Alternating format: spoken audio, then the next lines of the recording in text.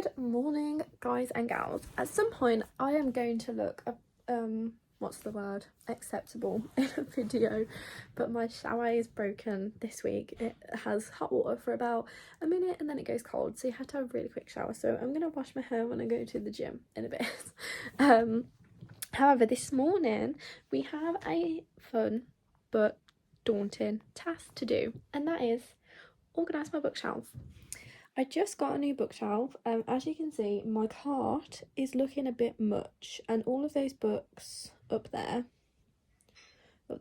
have what I got for Christmas, and I had absolutely no room, zilch zero room to put them. So we're going to organise my bookshelf this morning. Bit of a daunting task, but one that definitely needs to be done. Have about an hour before I'm going out, so I'm gonna do that. If you open this secret cupboard, and behind here is like two more rows, and there's like another row behind there. So it's getting a bit much. It's getting a tad bit much, so I've got to sort it out and get it organised, because it's just ridiculous. So I've got my coffee and I've got myself, and probably going to put some music on or something.